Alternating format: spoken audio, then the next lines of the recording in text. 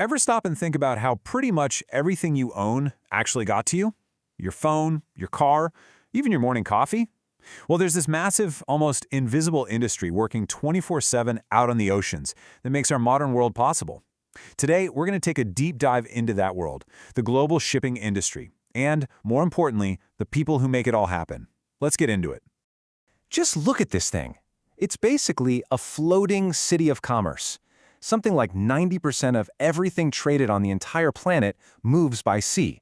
These ships, they're the absolute lifeblood of our economy, carrying goods from every single corner of the globe. The sheer scale of it is, well, it's pretty hard to wrap your head around. Yeah, these colossal ships don't exactly sail themselves. They need a skilled, dedicated, and honestly a mostly unseen workforce. These are people living and working out at sea for months, even a year at a time. So who are they?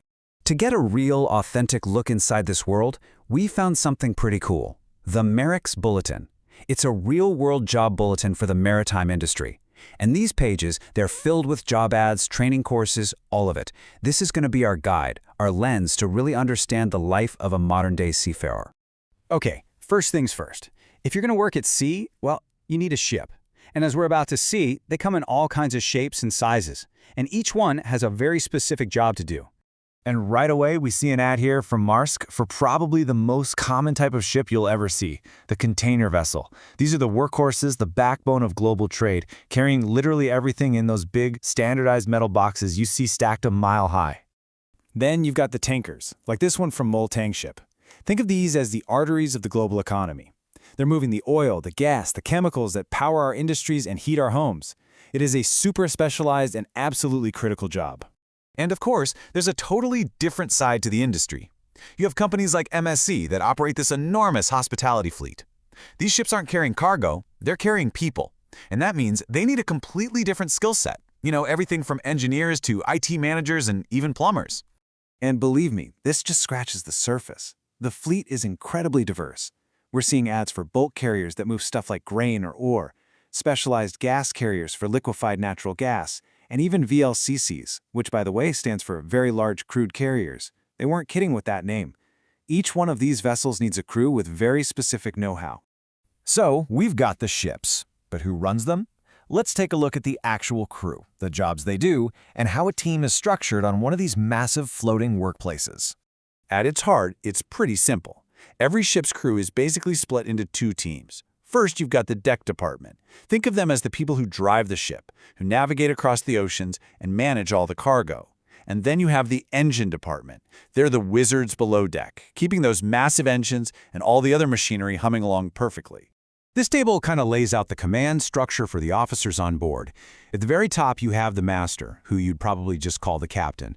Running the deck department is the chief officer, and the engine department is led by the chief engineer. And right below them, you have a clear hierarchy, second, third, and sometimes even fourth officers and engineers. But hey, the officers can't do it all alone. They're supported by this vital crew known as ratings. These are the skilled trades of the sea. You've got the able seaman handling lines in a storm, the oiler making sure every single part of that giant engine is lubricated, and specialists like fitters and welders who can practically rebuild parts of the ship while it's moving. They are the absolute hands-on heart of the vessel. Okay, so you've picked your ship, you know the roles, but how do you actually get qualified for a life at sea? It's not as simple as just signing up. This takes some serious training. So let's answer that. Looking through our bulletin here, the path becomes really clear.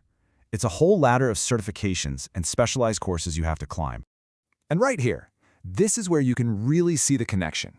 On the left, you've got a list of courses from a maritime training school, and on the right, a job ad from a shipping company. The requirements in that ad, they line up perfectly with the certificates you get from those courses.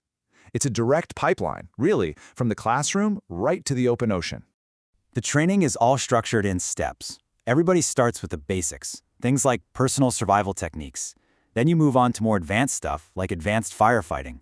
For officers, there are these super technical simulator courses for things like operating a radar. And because technology and rules are always changing, you're constantly having to take refresher courses to keep your skills up to date. So you've picked your ship, you know the job, you've done all the training, so what's the deal? What are these companies asking for, and what do they give you in return for a life spent so far from home? And right there in the ads, you can see the fundamental bargain of this whole career. The ask is high. We're talking long contracts, months away from your family, and really intense work on specific kinds of ships. But the offer is meant to balance that out. Things like the rare chance for your family to actually join you on a trip, solid promotion prospects, and more of vital connection back to shore. You know, this little quote from a Maersk ad might seem small, but it's huge. For someone on a months-long voyage, free, reliable internet isn't just a perk, it is a lifeline. It connects you to your family, to your friends, to the whole world you've left behind. It's a real acknowledgement of the sacrifice these folks are making. And if you're wondering about the scale of this workforce, just look at this number. This comes from just one company, Fleet Management Limited. Over 27,000 people. That's like the population of a small city, all working for a single shipping firm. Now multiply that across the hundreds of companies in this industry, and you're looking at a massive, truly global community. In the end, it all comes down to this. There's an army of over 1.6 million seafarers out on the world's oceans right now, making sure global trade never, ever stops. They are the invisible engine powering our modern lives. So the real question is, as the world keeps demanding more, who's going